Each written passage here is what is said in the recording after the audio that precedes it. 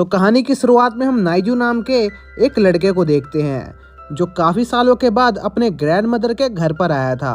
और नाइजू की grand mother उस शहर में काफी फेमस होती है, जो लोगों का भविष्य बताती थी और उनकी इस स्किल से बहुत सारे लोगों को फायदा भी हुआ था, इसलिए वो उस शहर में काफी फेमस हो गई थी।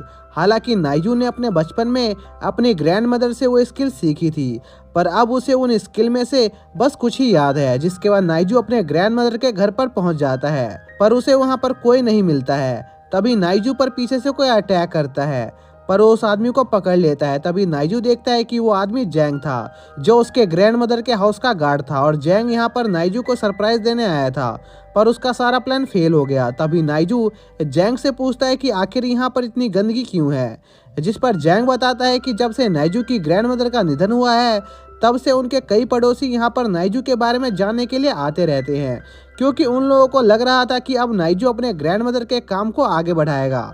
पर नाइजू इसे साफ मना कर देता है, क्योंकि उसे इस काम में बिल्कुल भी इंटरेस्ट नहीं था।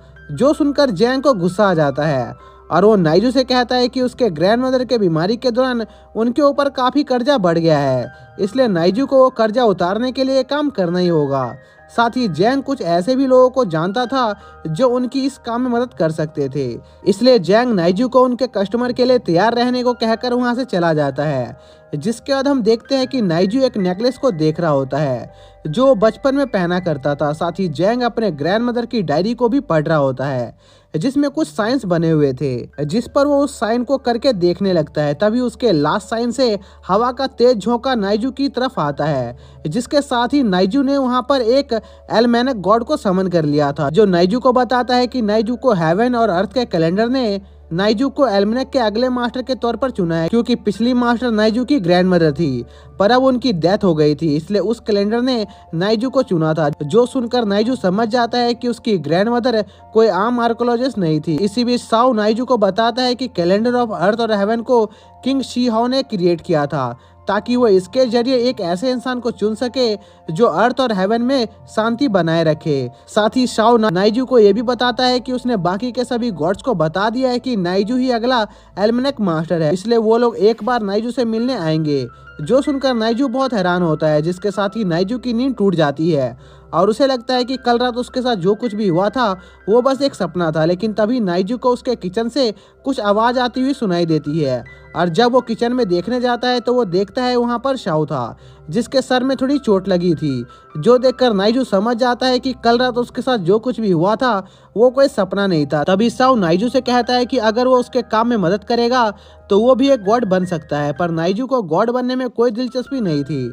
जिसके बाद नाइजू अपने ग्रैंड मदर की डायरी पढ़ रहा होता है, जिसमें ईविल स्पिरिट के बारे में लिखा हुआ था, जिस पर शाओ नाइजू को बताता है कि ईविल स्पिरिट इंसानों के नेगेटिव इमोशन से बनते हैं, जो इंसानों के लिए खतरनाक होते हैं। इसलिए एल्मेनक मास्टर का काम उन ईविल स्पिरिट्स को खत्म करके इंसानों को बचाना होता है। तभी उन्हें किसी चीज की स्मेल आने लगती है, क्योंकि शाओ कुछ पका रहा था, जहां पर नाइजू देखता है कि शाओ उसके पेट को पका रहा होता है। जो देखकर नाइजू को गुस्सा आ जाता है और वो शाओ पर चिल्लाने लगता है। जिसके बाद शाम को जैंग एक क्लाइंट लेकर आता है, पर उस क्लाइंट को नाइजू की एबिलिटी पर बिल्कुल भी भरोसा नहीं होता।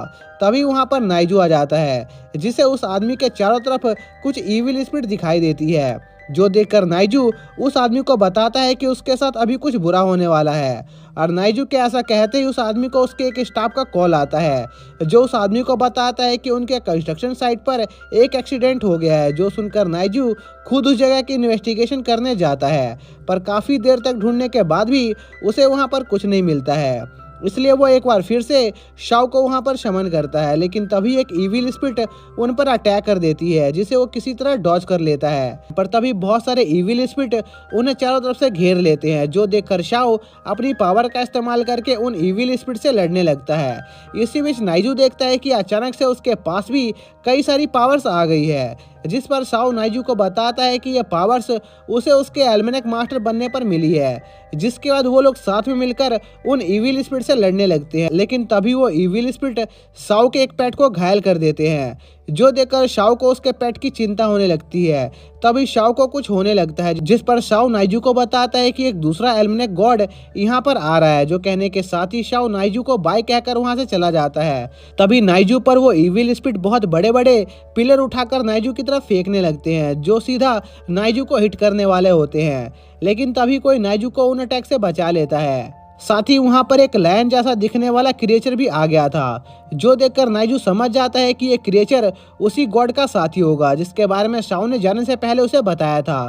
तभी एक बार फिर से वो इविल स्पिरिट नाइजू को जान से मारने की कोशिश करती है, पर सीजू अपने एक स्पेशल टेक्निक के इस्तेमाल से वहां पर मौजूद सभी इविल स्पिरिट्स को खत्म कर देता है। तभी सीजू की तबीयत अचानक से खराब हो जाती है, जो देखकर नाइजू सीजू को उसके साथ उसके घर चलने को कहता है, जिस पर सीजू नाइजू के घर जाता है, जहाँ पर अब जाके उसकी तबीयत थोड़ी ठीक होती है। तभी नाइजू को एक डॉग दिखाई देता है, जो असल में सीजू का वही लायन पेट था, जो अभी डॉग फॉर्म में था। जिसके बाद नाइजू सीजू के लिए थोड़ा चाय बनाकर लेकर आता है, लेकिन तभी वो देखता है कि सीजू के साथ एक बार फिर से कुछ होने लगा है। तभी सीजू नाइजू को पकड़ लेता है और उसे मारने की कोशिश करता है, पर कुछ देर बाद वो वापस से नॉर्मल हो जाता है।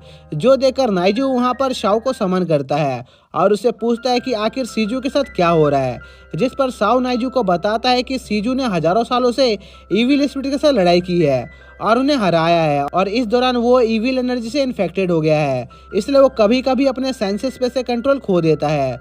जिसके बाद शाओ वहां से चला जाता है। फिर नाइजू सीजू को देखने जाता है, पर वो देखता है कि सीजू भी वहां से चला गया था। जिसके कुछ घंटे बाद नाइजू अपने रात के डिनर के बारे में सोच रहा होता है। तभी कोई नाइजू के कमरे का डोर नॉक करता है, जो देखकर नाइजू को लगता है कि शायद से वो लोग उसके दुश्मन होंगे, पर वो बस बच्चे थे जो नाइजू के नेबर्स थे, और वो नाइजू को बताते हैं कि मिसिस वैंग ने उसे न्यूयॉर्क के लिए डिनर पर बुलाया है। पर नाइजू को कुछ काम था, इसलिए वो उन बच्चों को मना कर देता है, जिस पर वो बच्चे वहां से चले जाते हैं। तभी नाइजू देखता है कि सीजू वापस आ गया है, जिस पर सीजू बताता है कि वो कुछ इविल स्पिरिट को मारने बाहर गया था। इसी दौरान हम जून को देखते हैं, जो अपने फादर को कॉल लगा रहा होता है, पर उसके फादर कॉल पिक नहीं कर रहे होते हैं। जो देखकर जून काफी दुखी हो जाता है, जिससे उसके नेगेटिव इमोशन से एक इविल स्पिरिट क्रिएट हो जाती है। जिसके बाद नाइजू सीजू के साथ एक मॉल में जाता है, जहां पर सीजू इविल स्पिरिट को ढूंढने के चक्कर में उस मॉल का नुकसान कर देता है, जिस वजह से नाइजू को उसके पैसे देने पड़ते हैं। तभी सीजू को एक बहुत ही पावरफुल इविल स्पिरिट की एनर्जी महसूस होती है, जिस पर वो उसके पीछे निकल जाता है। तभी हम जून को देखते हैं, जिसका एक आदमी फोन छीन लेता है, जिससे जून को बहुत दुख होता है और उसके अंदर की इविल स्पिरिट और ज्यादा पावरफुल हो जाती है।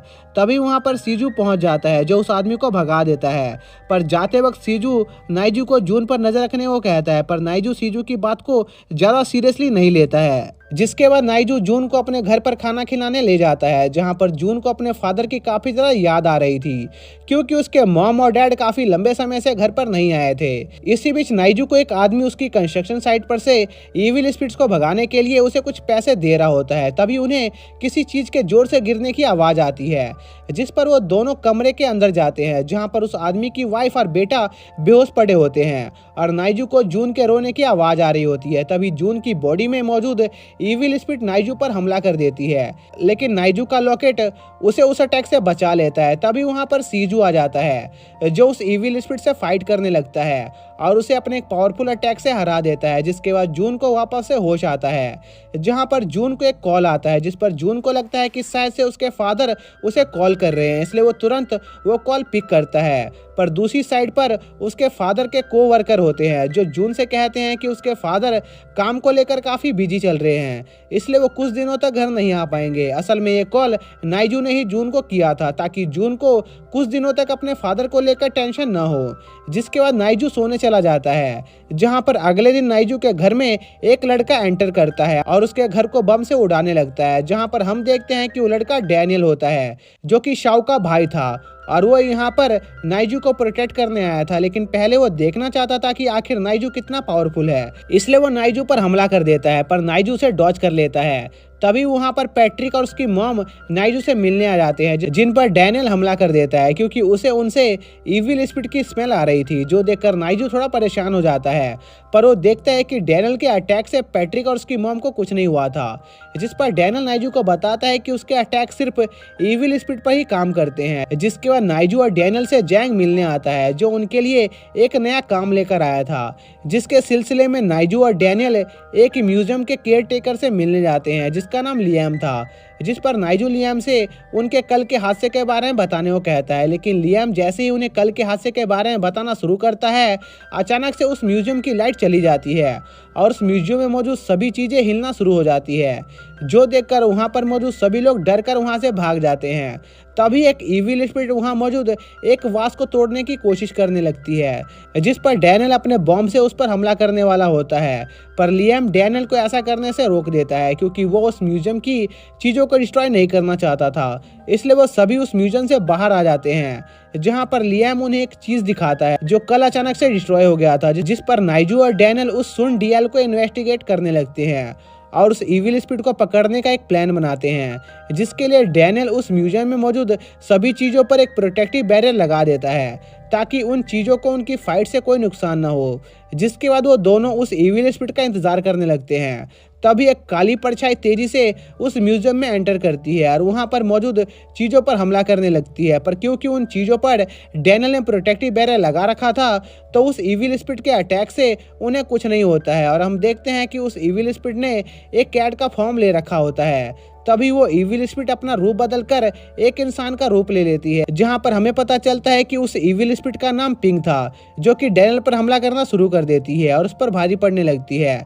तभी हम एक बेल की आवाज सुन पाते हैं, जिसे सुनते ही लियाम जल्दी से वहां मौजूद एक वास को डिस्ट्रॉय कर देता है, जिसके टूटते ही वहां पर एक एरे एक्टिवेट हो जाता है और आसमान से एक जाइंट ब्लैक ड्रैगन तेजी से वहां पर आकर पिंक को वहां से ले जाता है। पर तभी calendar of heaven and earth उस ड्रैगन को ऑब्जॉर्व कर लेती है, जिसके साथ ही वहां पर 3 ट्रेजर समन हो जाते हैं, जो कि पिछले एल्मेनेक एम्परर के ट्रेजर थे। और पिंक इन्हीं ट्रेजरों को हासिल करने की कोशिश कर रहा था, जो कि एक बुक, एक स्क्रोल और एक ड्रैगन हॉर्न था। और उस ड्रैगन हॉर्न को देखकर नाइजू को सीजू की याद आने लगती है। तभी वो ड्रैगन हॉर्न एक ब्लैक क्लिफ आयरन स्वॉर्ड में ट्रांसफॉर्म हो जाती है, जिसके बाद नाइजू उन ट्रेजर को लेकर वापस अपने घर पर लौट आता है, जहां पर सीजू नाइजू को उस ब्लैक क्लिप स्वॉर्ड के बारे में बताना शुरू करता है कि उस स्वॉर्ड को एम्परर जुआन इविल स्पिरिट के साथ फाइट करने के दौरान किया करते थे।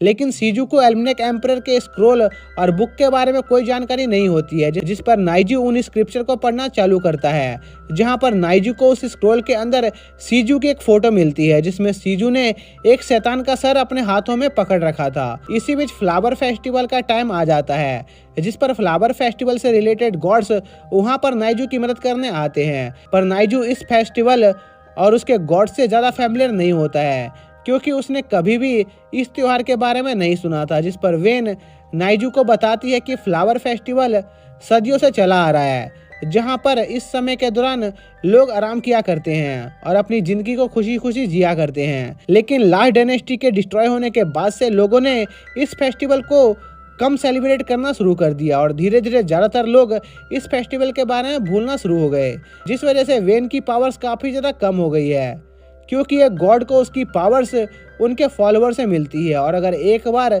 सभी लोग किसी फेस्टिवल को पूरी तरह से भूल जाते हैं तो उस गॉड की भी मौत हो जाती है, जो सुनकर नाइजू थोड़ा सा चौंक जाता है।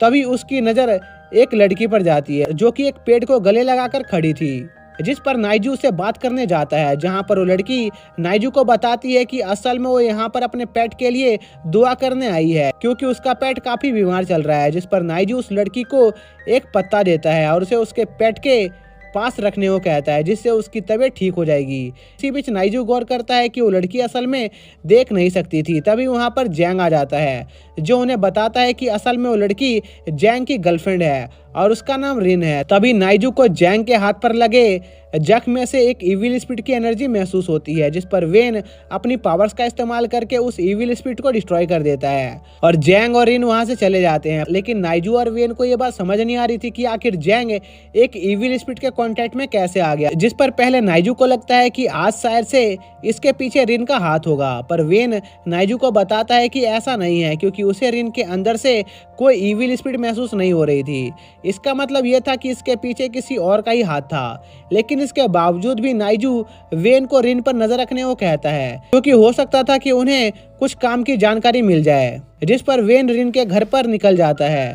तभी वहाँ पर जैंग आ जाता है, जो नाइजू के साथ वहाँ पर पार्टी करने आया था। और खाना खाते वक्त जैंग और नाइजू आपस में रिन को लेकर बात कर रहे होते हैं। इसी बीच हम रिन को देखते हैं, जो अपने पेट नूनू को वही लीफ देती है जो उसे नाइजू ने दिया था, जिसे देखकर नूनू को काफी ज्यादा अच्छा लगता है। जिसके बाद रिन नूनू के लिए कुछ सामान लेने मार्केट निकल जाती है, लेकिन घर पर वापस लौटते समय रिन के साथ एक हादसा होने वाला था, पर वेन वहां पर सही समय पर आकर रिन को बचा लेता है, जो कि इस पूरे समय रिन पर नजर रख रहा था। लेकिन वेन को रिन के पास से किसी भी इविल स्पिरिट की एनर्जी महसूस नहीं हो रही थी, इसलिए वेन रिन की सुरक्षा के लिए उसके पास अपना एक प्रोटेक्टिव फ्लावर छोड़कर नाइजू के पास वापस चला जाता है, जहां पर वो नाइजू को सारी बातें बताता है। इसी बीच हम देखते हैं कि रिन के घर पर एक आदमी आ गया था, जो कि असल में एक पेट का शॉप ओनर था, जिससे रिन नूनू को खरीद कर लेकर आई थी। और क्योंकि नूनू की तबीयत काफी ज्यादा खराब हो रही थी, इसलिए वो आदमी वहां पर रिन को नूनू के बदले दूसरा डॉग देने आया था। पर रिन को दूसरा डॉग नहीं चाहिए था, क्योंकि वो नूनू को अपने साथ रखना चाहती थी। तभी रिन को नूनू के साथ कुछ अजीब सी चीजें होते हुए महसूस होती है, जहां पर हम देखते हैं कि नूनू पर एक इविल स्पिरिट हावी हो जाती है, जो उस आदमी पर हमला कर देती है। पर इसके साथ ही वेन का दिया हुआ प्रोटेक्टिव फ्लावर भी एक्टिवेट हो जाता है, जो रिन को उस हमले से प्रोटेक्ट करता है। तभी वेन और नाइजू भी वहां पर पहुंच जाते हैं, जो रिन की वहां पर मदद करने आए थे। जहां पर वेन उस इविल स्पिरिट से लड़ना स्टार्ट कर देता है, जहां पर जैंग देखता है कि उस इविल स्पिरिट ने रिन और उस पेट शॉप के ओनर को बेहोश कर दिया था। जिस पर जैंग रिन की मदद करने आगे बढ़ने की कोशिश करता है, पर तभी वो इविल स्पिरिट जैंग पर अटैक कर देती है, जिससे जैंग बेहोश हो जाता है। और हम देखते हैं कि वो इविल स्पिरिट वेन पर भारी पड़ रही होती है, जिस पर नाइजू खुद उस इविल स्पिरिट से लड़ने का फैसला करता है और अपनी ब्लैक क्लिप स्वॉर्ड को वहां पर समन करता है और अपने एक ही अटैक से उस इविल स्पिरिट को डिस्ट्रॉय कर देता है। इसी दौरान हम एक कंस्ट्रक्शन साइट का सीन देखते हैं, जहां पर कुछ वर्कर एक गड्ढा खोद रहे होते हैं। तभी उन लोगों को उस गड्ढे में कोई अजीब सी चीज दिखती है, जिसे देखकर वो लोग वहां से अपनी जान बचाकर भाग जाते हैं, जिसके साथ ये पार्ट यहीं पर खत्म हो जाता है। तो गाइस, आप लोगों को इस सीरीज़ का सेकंड पार्ट का लिंक डिस्क्रिप्शन में मिल जाएगा, लेकिन लिंक आप लोगों को कल मिलेगा, क्योंकि मैं इसके सेकंड पार्ट को अपने दूसरे चैनल पर कल अपलोड करूंगा। और जिसको जिसको इस सीरीज़ का सेकंड पार्ट जल्दी से जल्दी चाहिए, वो कमेंट करके ज़रूर बताएं। तो मिलते हैं नेक्स्ट वीडियो में, तब तक के लिए बाय।